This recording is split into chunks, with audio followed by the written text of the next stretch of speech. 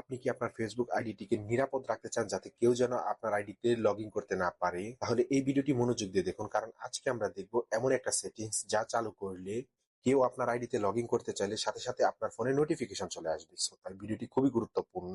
মনোযোগ দিয়ে দেখুন এবং ভালো লাগলে অবশ্যই একটি শেয়ার করে দিবেন, এবং এরকম regular tips and tricks video পেতে অবশ্যই আমার চ্যানেলটি সাবস্ক্রাইব করার রিকোয়েস্ট থাকবে। এবং আপনি যদি আমার পেজ থেকে দেখে থাকেন অবশ্যই পেজটি ফলো দিয়ে পাশেই থাকবেন। তাহলে চলুন আর কথা না বাড়িয়ে দেখে নিই কিভাবে এই কাজটি করবেন। তার জন্য আমি আমার মোবাইল স্ক্রিনে এসে চলে যাব ফেসবুক অ্যাপে। সো ফেসবুক অ্যাপে আসার পর উপরের ডান দিকে ভালোভাবে লক্ষ্য করলেই দেখতে পারবেন 3 ডট মেনু নামে একটি অপশন দেয়া আছে। সো আমরা এই অপশনটিতে চলে যাব। দেন এরপর এখান থেকে সেটিংস এ চলে যাব।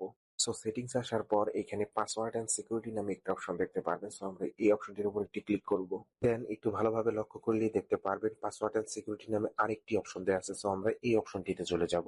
সো পাসওয়ার্ড এন্ড সিকিউরিটি এই অপশনটিতে আসার পর একটু ভালোভাবে লক্ষ্য করলেই দেখতে পারবেন লগইন অ্যালার্টস নামে একটি অপশন দেয়া আছে। সো আমরা এই অপশনটিতে চলে যাব। সো লগইন অ্যালার্টস এই অপশনটিতে আসার পর এখানে আমরা আমাদের অ্যাকাউন্ট দেখতে পারবো। সো আমরা আমাদের অ্যাকাউন্টের উপর একটি ক্লিক করব। দেন আমার এখানে আমি আগে থেকে অন করে রেখেছি, সেজন্য in app notification always on এই অপশনটি দেওয়া আছে। আপনাদের যাদের অন করা নেই তাদের ক্ষেত্রে ইন অ্যাপ নোটিফিকেশনের পাশে একটি টিক মার্ক দেখতে পারবেন। সো আপনারা ওই টিক মার্কটি ইনেবল করে দিবেন। সো টিক মার্ক ইনেবল করে দিলে কেউ আর আপনাদের আইডিতে লগ ইন করতে পারবে না। লগ ইন করতে চাইলে আপনাদের ফোনের নোটিফিকেশন চলে আসবে। তো ভিউয়ার্স, আজকের ভিডিওটি এই পর্যন্ত। দেখা হবে পরবর্তী কোনো ভিডিওতে। ভিডিওটি ভালো লাগলে অবশ্যই একটি লাইক দিবেন এবং এরকম regular tips and tricks video পেতে অবশ্যই সাবস্ক্রাইব করে রাখবেন ক্রিয়েটিভ টেক। আল্লাহ হাফেজ।